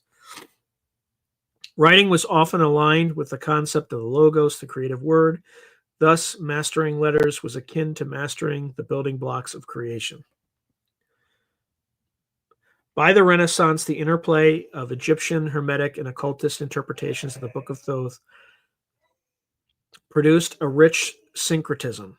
Thoth, as Hermes, gave Europeans the idea of Prisca Theologia, an ancient theology uniting magic and religion. The Book of Thoth, in a broad sense, came to mean the entire lore of the Egyptians, Hermes, which Renaissance scholars sought in manuscripts and imagined in mysterious hieroglyphs. Occultists like Italia and Crowley then took the extra step of declaring their own symbolic systems, Tarot, to be that Book of Thoth revisited. In doing so, they consciously identified with a lineage of secret knowledge stretching back to Egypt and Sumer. Crowley's observation that in earlier ages writing itself was considered magical is borne out by our exploration. Indeed, to ancient eyes, the scribe was a sorcerer of sorts, and every script a spell. Scholarly analysis of this phenomenon, backed by historical texts, allows us to appreciate the logic behind it. In largely oral societies, writing was inherently wondrous, a technology of immortality. It preserved words beyond death and of control. It enabled laws, contracts, astronomical calculations. It is no surprise that writing was attributed to gods like Thoth or Odin. And because knowledge is power, the written preservation of knowledge was seen as the seat of that power. The physicality of writing, inscriptions on temple walls, curved stelae, ink on papyrus or parchment, gave a sense of permanence to magic. A spoken spell fades after utterance, but a written spell continues to work as long as the text exists. Thus, tomb inscriptions protected tombs for millennia. Cursed tablets buried in 500 BC might still contain the curse centuries later when unearthed. Writing externalized human intention and linked it, in the pre-modern worldview, to the eternal realm of ideas or deities. In light of all this, the Book of Thoth legend may be read as more than just a fanciful tale. It is a cultural allegory of the double-edged nature of knowledge. Thoth's book granted divine perception, but exacted a high price when misused. The same duality can be seen in the biblical story of Eden's forbidden knowledge or Prometheus's stolen fire. In each case, the medium of transgression, be it a fruit, fire, or book, symbolizes a form of enlightenment humanity craves.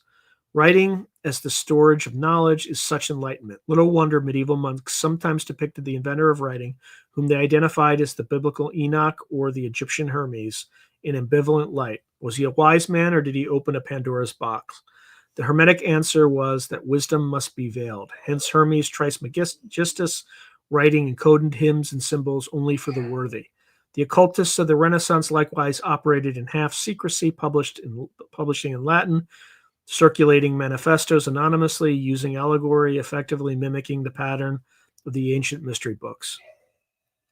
In conclusion, the concept of writing as magic has a pedigree as old as writing itself. From the first clay tablets and hieroglyphic inscriptions to the elaborations of mystics and magi, the written sign has been invested with an aura of sacred power. The Book of Thoth, whether as a literal mythic artifact or as a metaphor for the collective sacred writings of a culture, embodies the reverence ancient peoples had for the written word. As one modern summary aptly put it, the association of writing with magic gave rise to the belief that Thoth had written magical treatises based on all he knew of the heavens, the earth, and the afterlife, and that these books were hidden away to be found by the initiates of later generations. This belief proved extraordinarily persistent. It carried through the Hermetic literature, enhanced or enchanted the Renaissance humanists, and is still alive today in today's esoteric circles that hunt for lost manuscripts and channeled texts. In a sense, our entire written cultural heritage, philosophy, science, scripture is a grand book of Thoth that humanity continues to decipher. And while modern science demystifies much, the fundamental magic of writing remains. By arranging symbols on a page, one mind can spark ideas in others, even across thousands of years.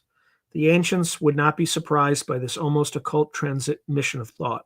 For them, it was always known that in the beginning was the word, the written word especially, was a gift of the gods, a tool to bridge the mortal and the divine. In every careful stroke of brush on papyrus or stylus on clay, there was an echo of Thoth's own pen and a spark of creation.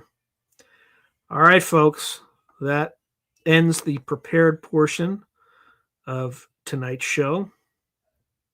So let's see what folks have to say if this thing actually closes. All right. Wow. I'm looking at the comments, and there's like at least 142 comments that I haven't touched. So before I do that, let me just throw in a banner. Just add that as a reminder. All right. Well, I'm about to get feedback, so this should be fun. Good Lord. There we go. All right. Yeah, but we slowed down, Philip. So Philip Blair is saying pretty close already at 18.6K. Yeah, but that means that, in November and December, if we froze it today in October, I would have to get, well, I guess that's 1,400. Yeah, I would need 700 new subscribers a month. Before I had that big jump, I had some terrible months where I only got like 285. So I'd rather stack the deck in October, and then, because even 500 a month is dicey for the last 2 months. So like, even if I got to 19,000 by the end of this month, it's a little dicey. But like yesterday, I had a horrible day. I got like 24 subscribers. So, and today is also not going as well, but we'll see. Okay. So Jalay Jalal saying The Nobody's Girl by Virginia Giuffre book out in 3 days. It is already being read aloud on YouTube. Good Lord. At least I'm not reading people's proprietary stuff. Like, that's just bad. Yep. Polyu Paradise is saying, I'm a writer, and I agree it's magical. I'm a writer too, and it is. Hey, Pavlos. Hello, beautiful people. Pavlos is saying it's magical enough to pronounce Thoth correctly so often. I don't know if it's Toth or Thoth, but I did a quick search as I was starting, and there was like no consensus on it. So Polyu Paradise is saying he talks directly to man, though. Yeah, Philip Blair is saying, is this why most of our K through 12 teachers tried to make us hate writing? Probably. Philip Blair said, I never understood why they wanted us to associate writing with pain. The one thing that I did appreciate was sentence diagrams. I don't even know if they still do it.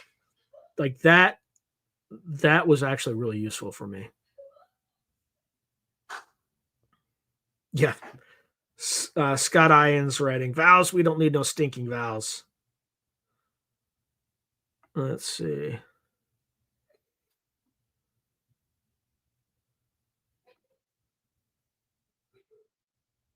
Okay, so Jalal Jalal saying the Chinese also have a lot of these techniques.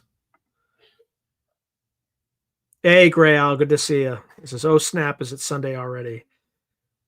H-Day Sean and fine fellow individuals whom through a glass darkly go.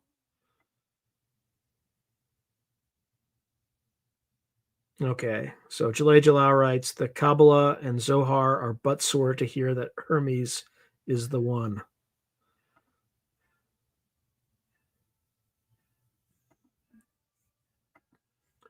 Hey, Miss Tammy, good to see you.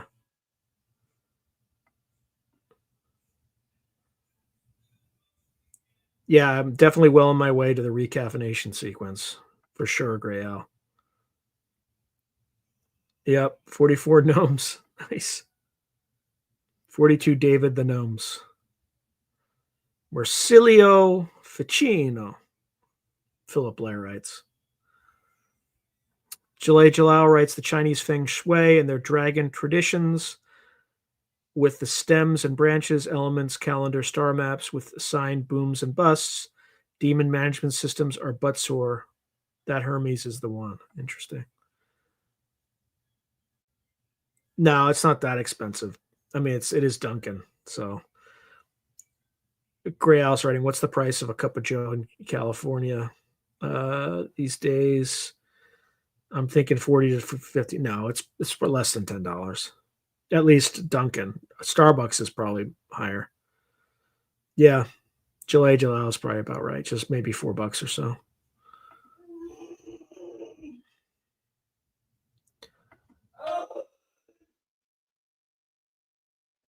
Oh wow. Yeah. Jalal says I drink Pete's. It costs $9 for 2 weeks worth. You probably just buy it and make it at home, I'm guessing. Jalal says tarot is derived from the Tatwas, a much older system, which is Hindu or even older.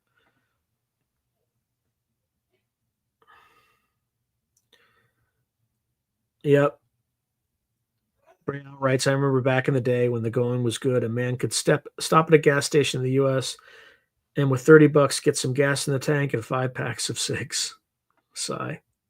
And a large coffee.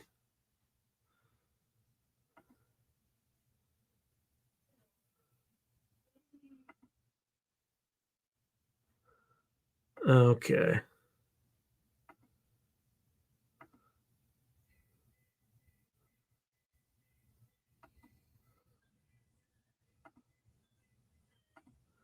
Sorry, folks. I'm just racing through.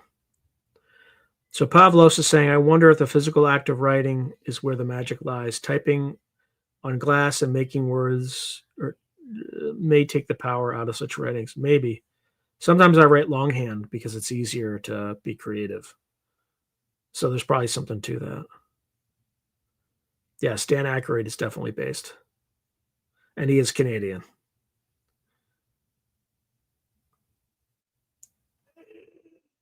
Jalal Jalal saying, hoping to hit the lottery so we can go to Bosnia and see that pyramid.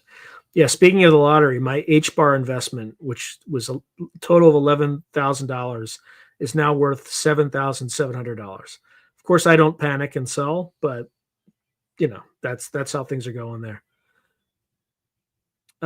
Scott Ian is saying, Sean, you should do one of these on the Voynich manuscript. Maybe I think it's like a forgery though, is my understanding. But I'll check if it's not clearly a forgery and there's still some mystery left. Maybe.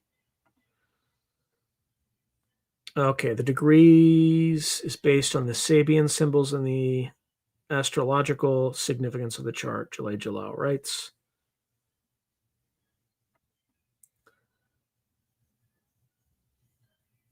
So Paleo Paradise writes, it's the creation of the thought. Thought, the word, comes from Thoth. Interesting.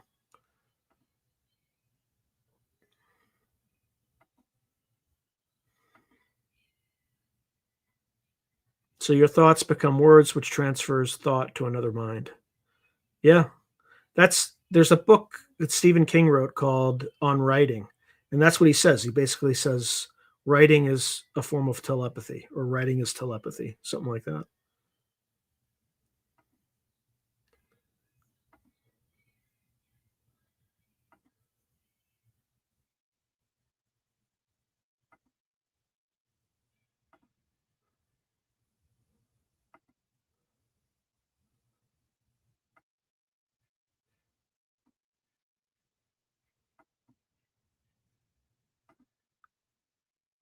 Okay. So Gray Owl is saying, Sean, where are you these days on sim hypothesis? It seems to me that it's becoming harder to refute when considering all things, including magic. Yeah, I mean, it's the easiest to explain everything. I just hate that explanation the most.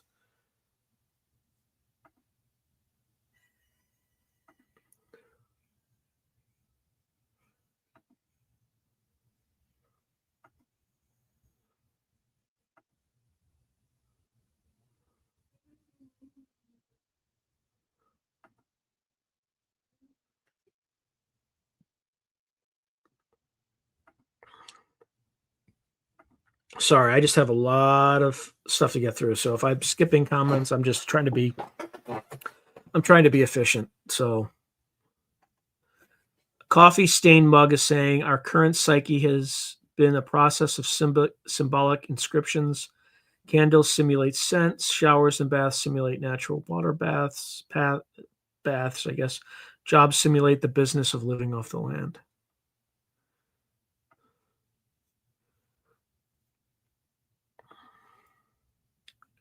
Coffee Stained Mug saying it's all a program, yet not in the way we think often.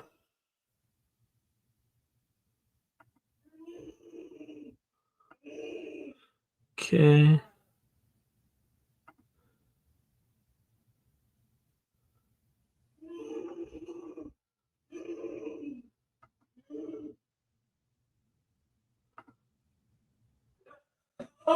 Okay, sorry about the noise in the background.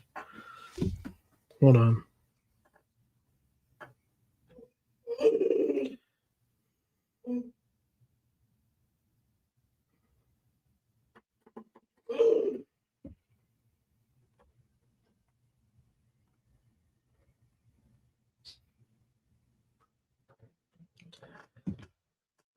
Okay.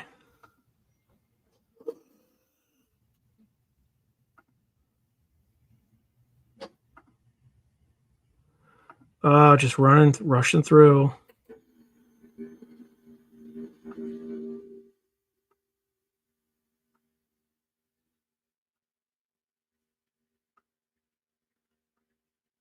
It's like an ongoing thread about violence. I'm not going to touch that, just for even the faint hint that I could trigger YouTube.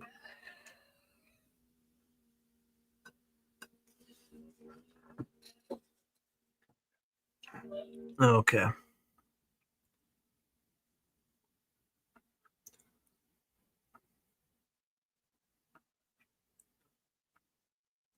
Yep, bottoms up.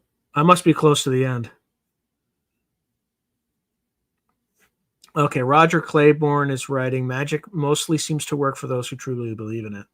Black magic is useless against those who give it no power at all. Makes you wonder about reality, multidimensional because of its beliefs. It all starts with Lord Zhu.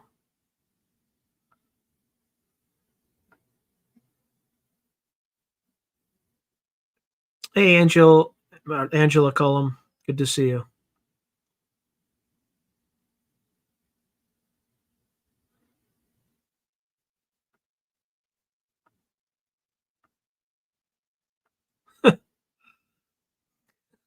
Looks like the crew's calling you out, Angela. They're saying you're late. You probably just didn't comment yet. I'll give you the benefit of the doubt. Guys, it's all right. Gray House just busting balls. It's fine.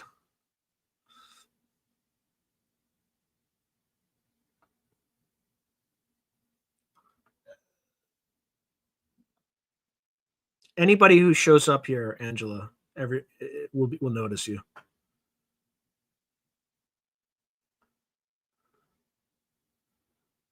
All right. Roger Claiborne is writing, the more skills and knowledge one gains, the more potentials open up for them, or perhaps new potential dimensional realities. Potential is infinite, it seems, but only the portion we come to perceive is accessible.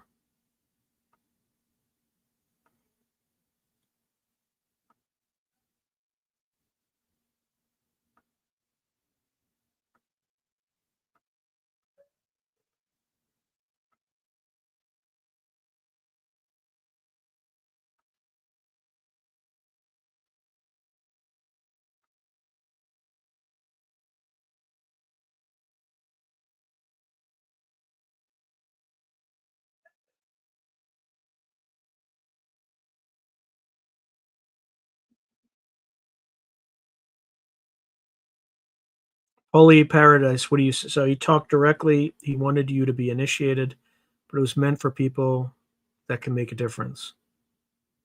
I'm sure I guess you're talking about Thoth.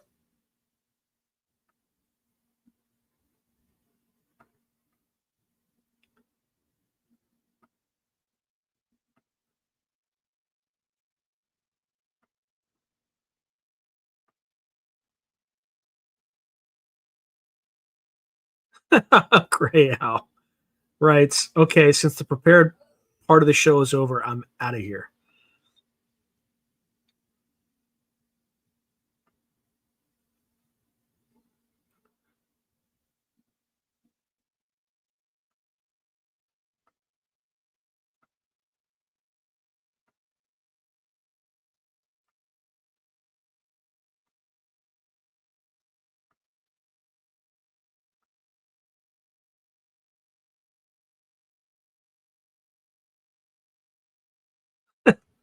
Gray Owl writes, laugh out loud. I love how Sean's analysis of the tagged demographics sounds like he's playing the board game Risk. Board game Risk. Now, if I could just take control of the European Western flank in October, I mean, it is basically strategy.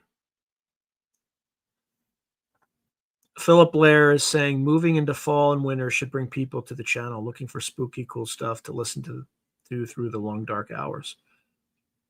I sure hope so.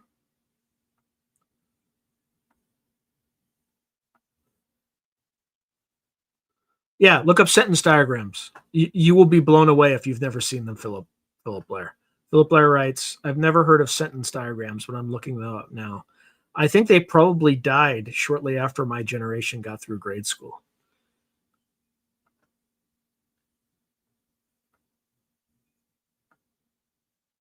Good night, Angela.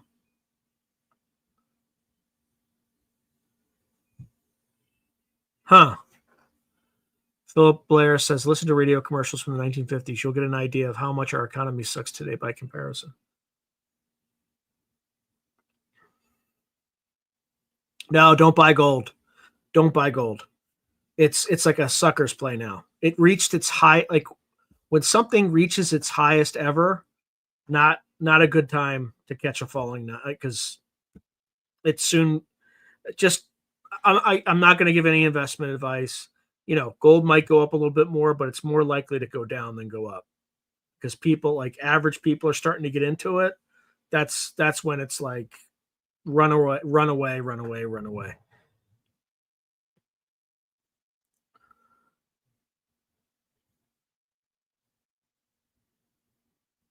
Yeah, Roger Claiborne says, look at the number of 30-year-olds with families and homes versus 1950s, and you will see how bad the class warfare has gone against the masses. Yeah, agreed.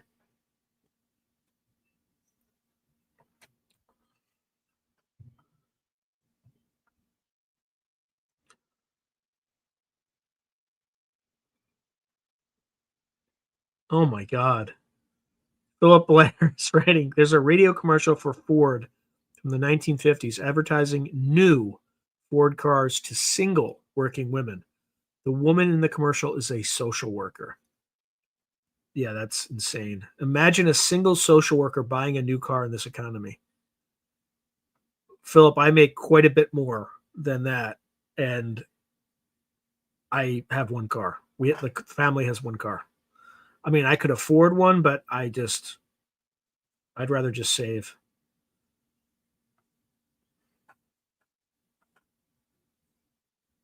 Oh, the tone, that's my developmentally disabled daughter stimming. It drives me freaking crazy too, as everybody on this podcast knows. No, I haven't reached out to him yet. Yeah, I still have to. Um, I just been like super busy. Yeah, probably.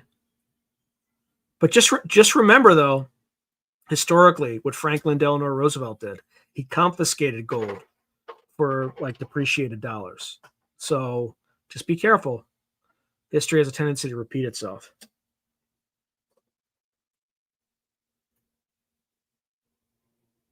About the dude, that's creepy, Gray Al.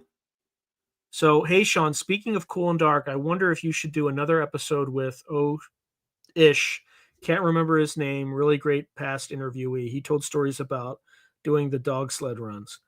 So Gray Al, literally, long before I saw this comment on this very podcast, I was thinking about Laird Barron and thinking about that's his name, Laird Barron. He's a probably one of the best horror writer of his generation.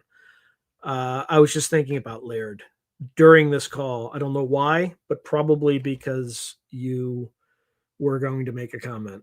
That's weird. Dr. Joe Gallenberger on your show. I still have to look him up.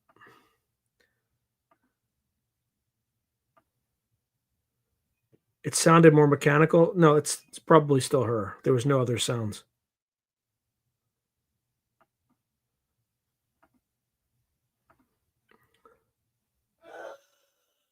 I hope they don't. If they try to confiscate Bitcoin, they're going to have lots of problems.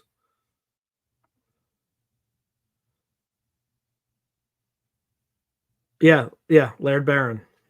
Yep, two R's though. I think. Um, I think he almost died again because he almost died a few times.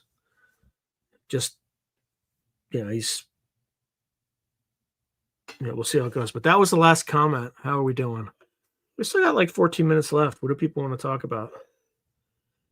Uh, I mean, I just finished editing.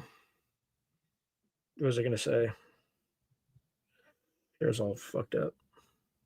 Excuse my language. Um,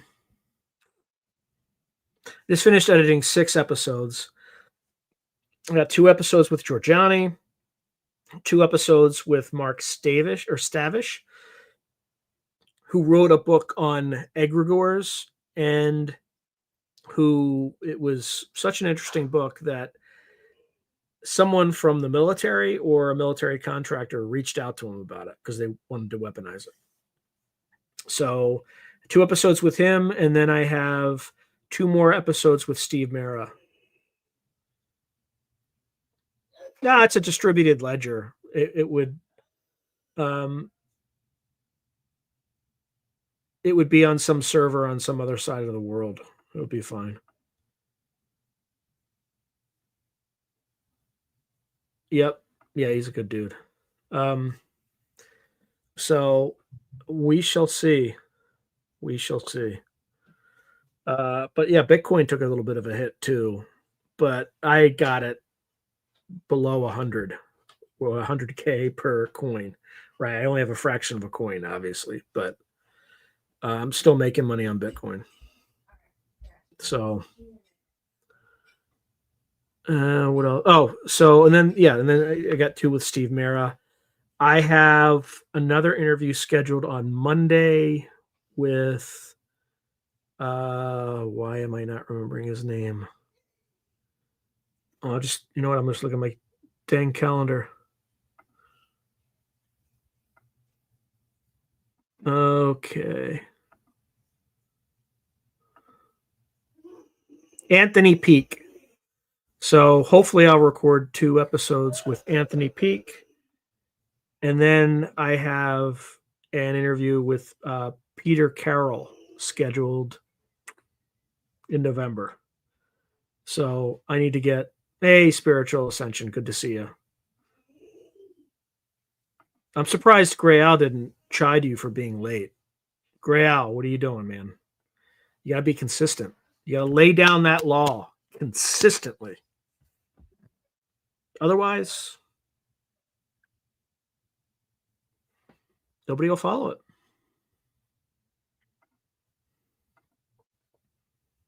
Anyway. Oh, how are we all doing? So anyway, there's like 6 episodes. I think I'm close to being done for November. I just have to upload everything, which was happening while we were on this radio show. It was, the uploads were happening, but I still have to create all the descriptions and all that crap.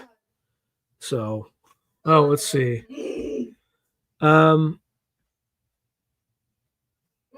That's a good question. Pavlos asks, do you think Nathaniel Gillis and Frater Eleftheria would do a joint interview? Frater Eleftheria probably would. I don't know about Nathaniel though.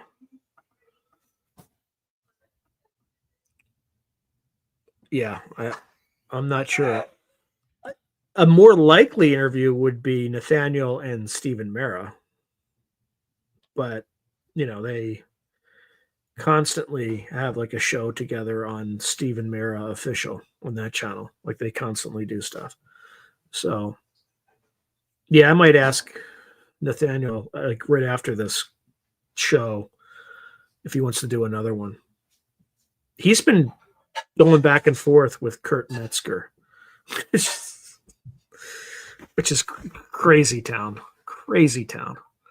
So who's not too into Enochian magic? Frater Eleftheria or Nathaniel?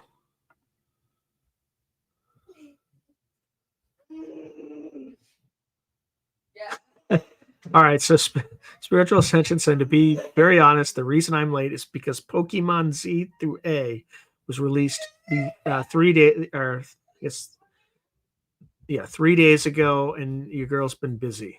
I see. Oh, Gillis? Yeah, he'd probably anything.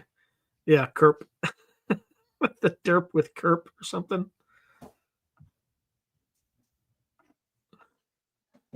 Oh man. Yes, the derp with Kerp. Just things are weird. Like the whole thing. The fact that like that guy has watched episodes from my channel and remembers it is really a really weird rendering of reality. Really weird. So very, very, very strange.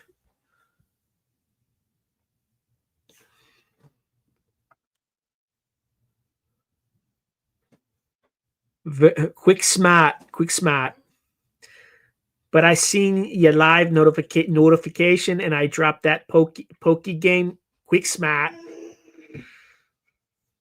What accent is that? What accent is that, folks? I'm either really bad at it or you can figure it out, but I'm not going to say. It's wicked smart.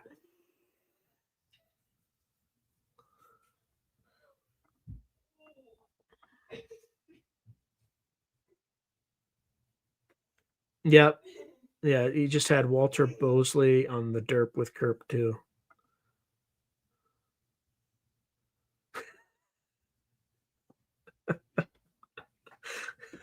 Kirk and Kyle Dunnigan interviewing Frank Stallone while imitating Sly was weird enough. That whole thing is weird. Yeah, that's a Boston accent. Yep. Probably not a good one, but probably good enough. Put a bloody shrimp on the barbie. That was not a good Australian accent. That's not a knife. This is a knife.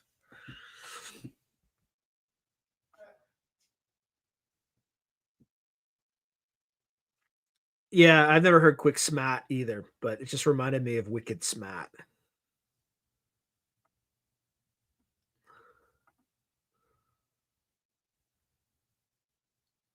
Yeah, it's Boust. I don't even.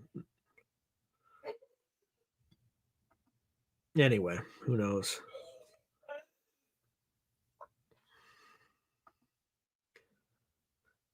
Let's see. What else can we do? What's a Canadian accent?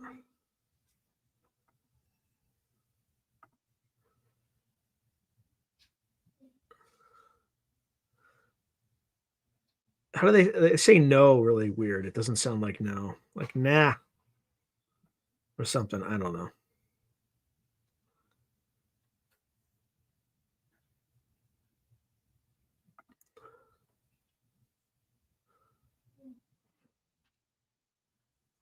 $19.99?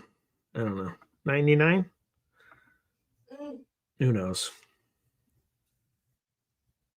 Oh my goodness. Oh, I see. 1999. I guess. I'm just saying this phonetically, Gray Al, or the way you've spelled it. That's helpful. If you just spell things the way that they sound, I can probably do a better accent.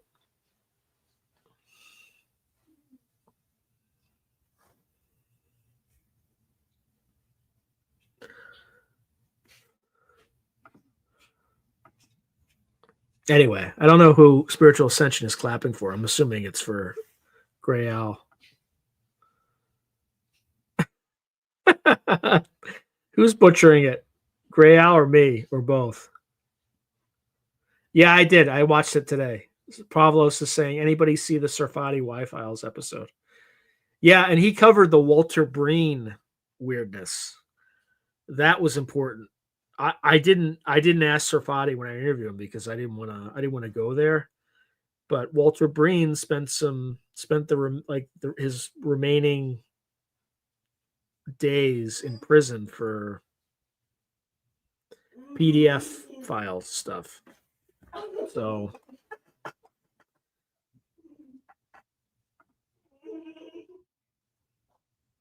no, it was just it was about Sarfati. Sarfati wasn't interviewed. Gray Al's not a Yankee. He's a Canuck. I'm a Yankee.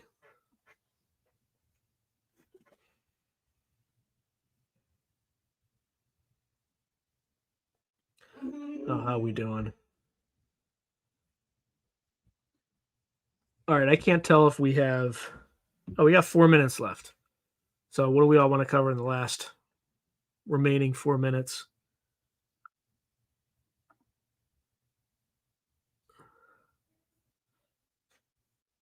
Oh yeah, cucumber sandwiches. That just sounds like torture. Yeah. Ugh. This sounds awful.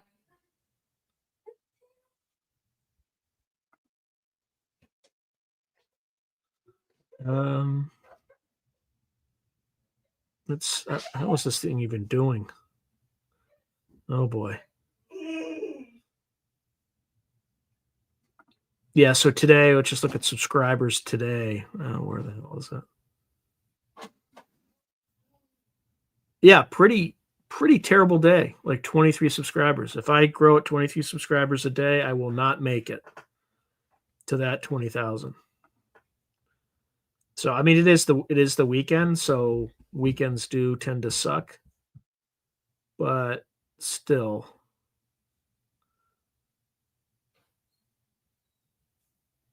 Let me see how we're doing on this thing.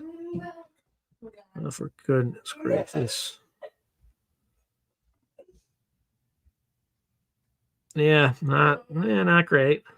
Not too sweet, but it is what it is.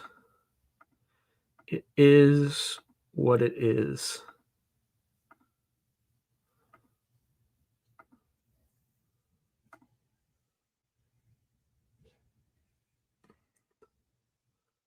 And let's see. I think everything else is looking okay. And just put in today's date. I didn't realize, yeah, it's the 18th, I guess. Very strange. All right.